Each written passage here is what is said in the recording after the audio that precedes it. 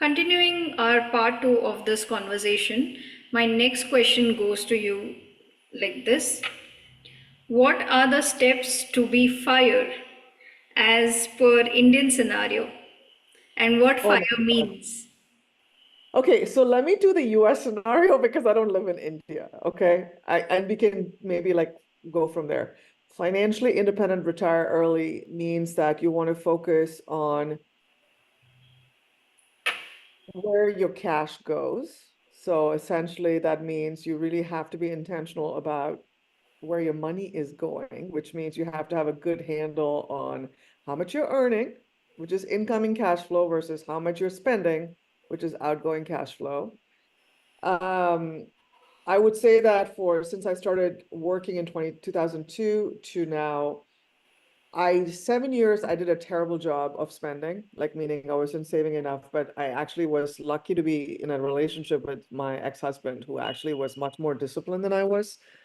And then when the roles switched, when I started becoming the CFO of the household, I became super mindful and intentional on spending and saving and how the money was being managed from a very basic standpoint. I'm not talking investments. I'm just talking about literally the formula of how much you're earning minus how much you're spending. You want to increase that gap as much as possible early. The second thing is you want to be debt-free as soon as possible. Now, debt-free means I don't mean the mortgage. I have a mortgage. So like something that is contributing towards growing an asset, I don't consider it as bad debt, but I'm talking about things like credit card debt, where you're paying like 18, 19% APR, or student loans are fine, but I would say try to pay down your student loans as well over a period of time. But you want to be bad debt free as soon as possible. And what do I mean by bad debt? Essentially, is debt that is like accruing at rates where it becomes a problem by itself. Like, so if you're paying 18 to 19% on credit cards, essentially like you're not earning that much in the market. Okay. On average, let's say you're earning 7% in the market, you have a deficit of about 12%. So that's bad debt in my head. Okay. You want to be debt free. That's number two.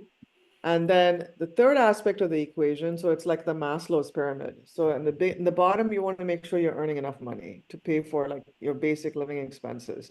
The Right. second level is that you are now starting to save and budget, and you are creating that excess spread or that excess like margin. Third is you want to be debt free. Um, doesn't include a mortgage. I, in fact, do not recommend that people own homes until they really can reach a certain financial foundation. And then the next one is you're starting to build your assets or you're starting to grow your money. So now it's about how is your money growing? My biggest piece of advice to people that are in the stage of going beyond debt free and they're trying to grow their money is to really double think their decision to own a home first as the biggest asset.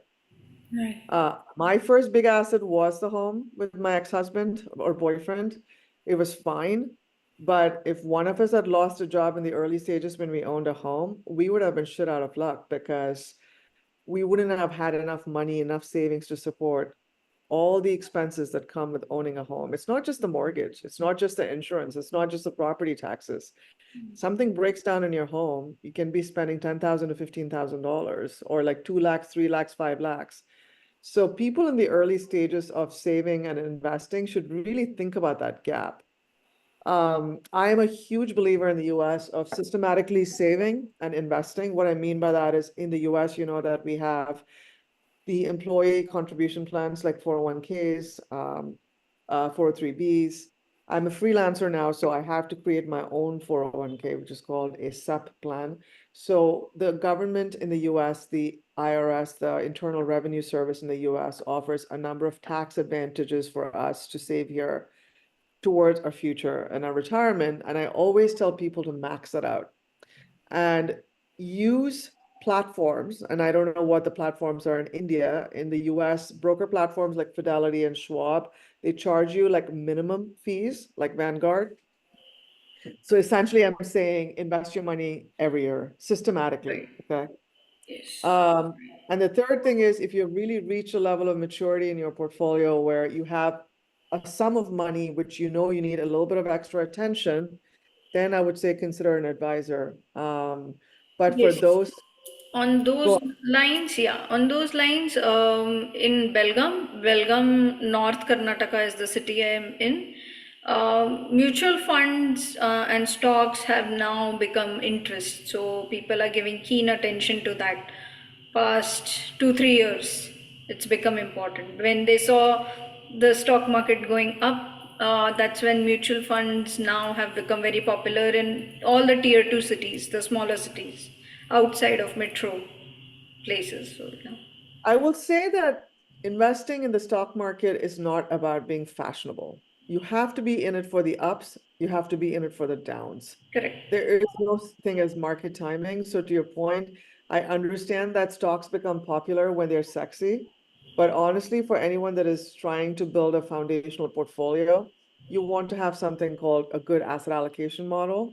I don't know if you talked to Lisa about this or not, but what I mean by asset allocation is in my portfolio, there's a certain amount of money that sits in cash for emergencies.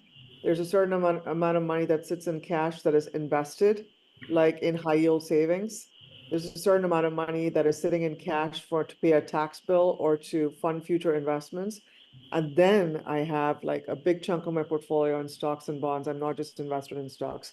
At 45, traditionally, I think my advisors would say 60-40, 60% stocks, 40% bonds. But I manage that split very differently with my advisors because I'm not earning money. Like I'm not earning money from an office job. I'm earning money from my investments.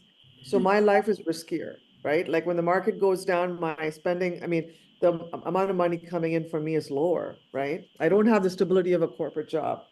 So my portfolio is invested very differently. And then I have outside of the stocks and bonds, I have things called private investments, which I manage myself. But private investments are the riskiest. I wouldn't recommend that to anyone until they've gotten to a point of maturity on their stocks and bonds. Now Yeah, in India, I'm just and about starting. financial knowledge with it. Absolutely. And I would also say this, I worked in finance, but I was not an expert in picking stocks. I didn't work in stocks. I worked in fixed income, right? So I have advisors that manage my stocks and bonds for me.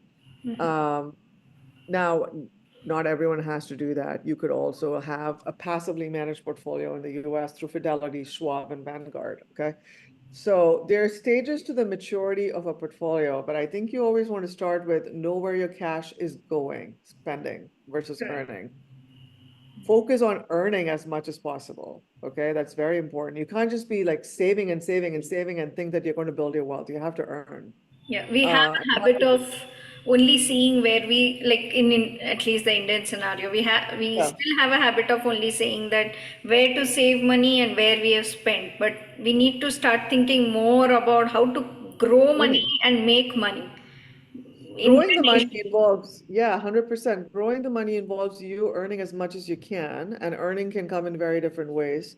If you work for a job, which means you have to negotiate to get paid and promoted every year, work for an employer. If you're a freelancer, you have to make sure that you're maximizing your market rate. So that's what I'm working on, right? If you're an investor, you need to make sure, and I'm an investor as well, you have to make sure that you're taking good bets. Yeah, they have to be risk adjusted, good, intelligent bets. Because look, in investing, for instance, I'm an investor. I will lose money, okay? Because as I said, you are bound to make mistakes, but the goal of investing in the long game is that you are trying to maximize, you're trying to minimize your mistakes and you're trying to maximize where you grow your money. I mean, where you have windfalls, right? Yeah. So, and so the third part of the equation is how are you growing your money? So if you have to remember two things, where is your money going and how is your money growing? Okay. Amazing. Yes. Moving to our fifth question. Um, how women in India can enhance free thinking abilities.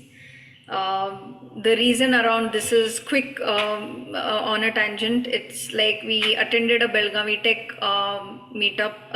It was a technological company association event of networking, but then again, the women's participation was less. Not that they don't have resources on the hand, like you can learn so much with just this, right? but still people are not taking the benefit of it when networking events are actually happening. This wasn't happening 2 years, yeah, this wasn't happening 2 3 years back, but now there are many networking events that have started in our city with all the youngsters initiative and other older people who are here doing businesses, in import export, all of it. But still women are not taking advantage of it in spite of all the information through WhatsApp groups and local Facebook groups, all of that. So what's your take Why on is it? that, you think? Why do you think that is? Is it because women, I mean, so clearly women have exposure. They know that these things are happening. Is it a matter of prioritization? Why do you think this is happening? I believe free thinking, original thinking, critical thinking skills are not quite developed here. Very rare. Mm, mm.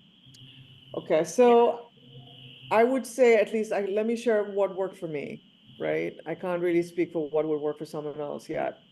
As I mentioned to you, like my educational system was pretty traditional when I was in India. So I went to CBSE and we memorized our way into excelling in examinations. And even at Stella Maris, as much as it was a terrific college, it was very much about regurgitating what was taught. Like you didn't really like go through critique of texts like the way I would do like if I studied here. So Smith was the first place where I learned how to write a good paper, where I was critically like arguing, like and thinking about it as not just regurgitating, right? So um, how do I keep my critical thinking skills alive now? I'm not in college, but I'm a constant learner. So the first thing that I would say to people is in this day and age of open source knowledge, like you have the world at your fingertips, you can learn about things about from investing to like fashion design, like on like watching like YouTube videos and like in all of that.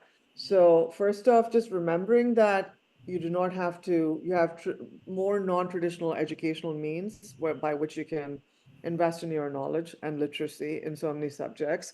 But it comes down to prioritization, right? I mean, it comes down to intentionally drawing up the priorities for your life. And I do that every year in terms of like I restrike what my priorities are. Then every 3 months I revisit it like a performance plan for myself. It sounds really rigid, but it's not as rigid.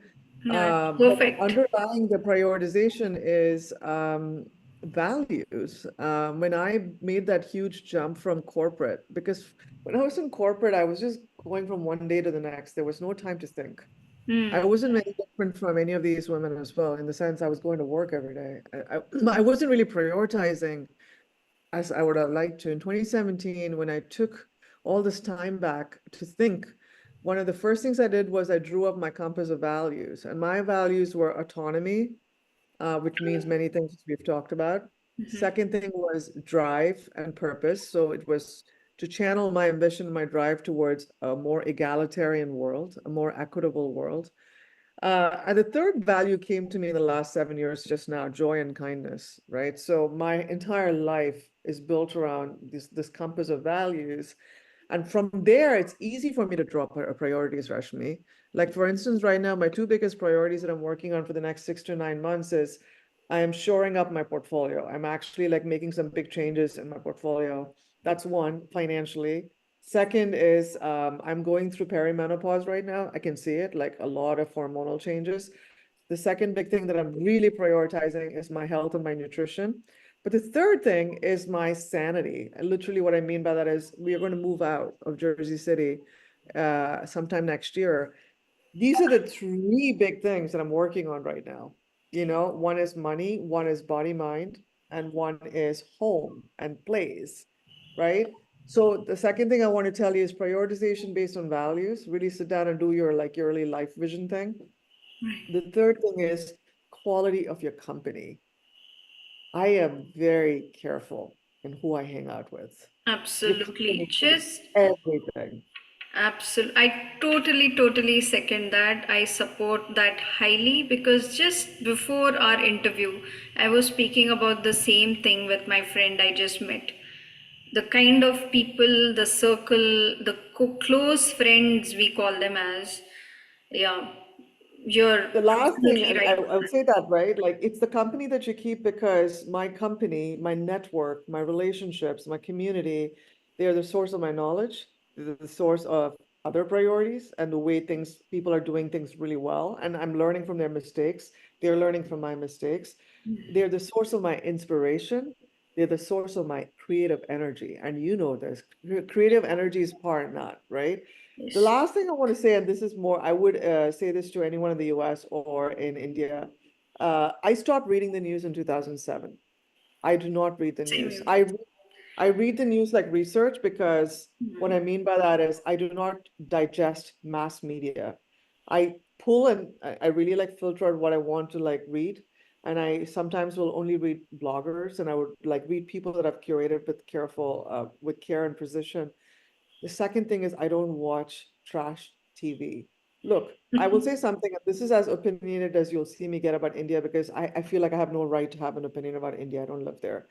But there's a series of Tamil serials that I know that a lot of women watch in India, and my sister and I have been talking about this a lot. All sorts The of sasbo serials and unnecessary stuff. unnecessary, I mean, Tamil serials or telenovelas here, they're soap operas here.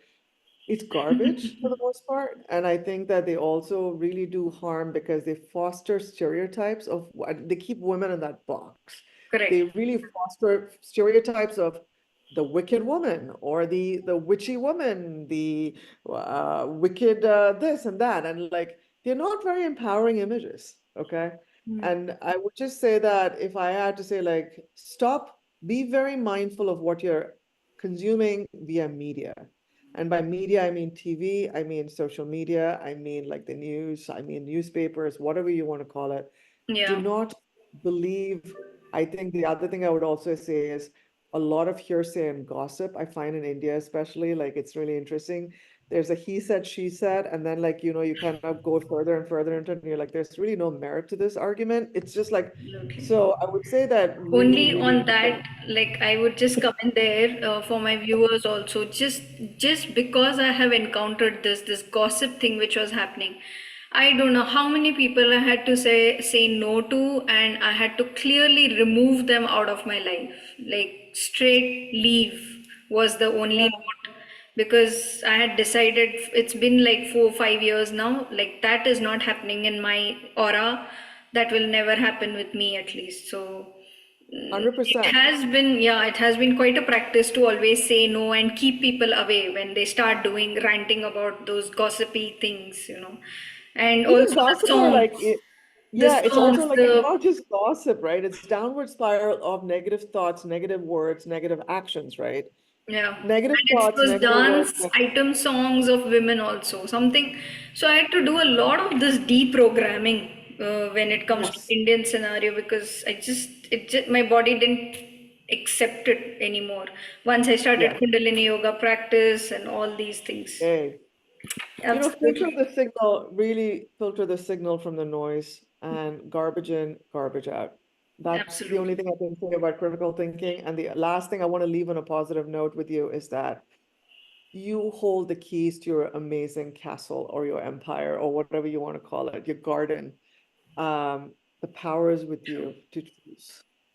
The power Absolutely. is with you to choose, the power is with you to prioritize, and the power is with you to invest in your creative resources and your energy. And it's never too early, it's never too late to begin. Yeah, that's the message from Nirupa for everybody. And last 2 minutes to know a little about what Salons for Life is all about. So, how did you begin with that? Sounds very Oh, it's interesting and everything with it. okay. I don't know if I can answer it in 2 minutes, but the first salon happened in a living room in New Jersey in April of 2018. So, The what the inspiration concept is exactly.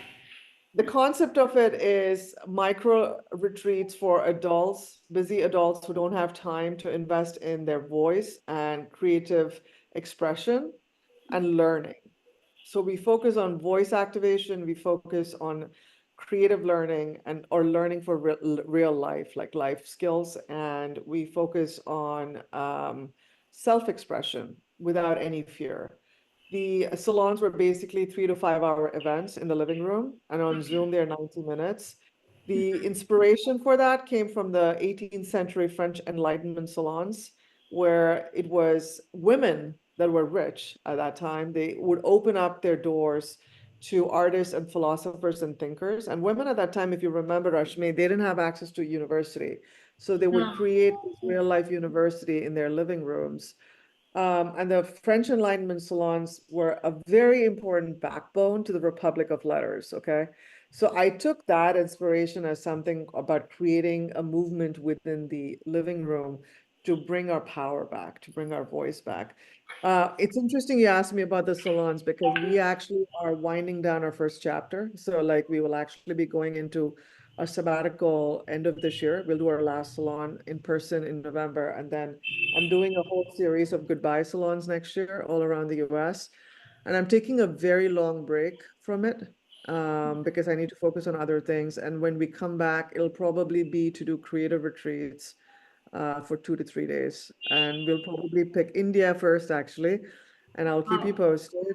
And then Let most us likely, know what we can do from here for you. yes, I will be in touch with you on that, but I think it'll be reborn as a retreat company where we will focus on creative expression, voice activation, energy activation, financial activation, Right, right. Much community needed. activation. Yeah.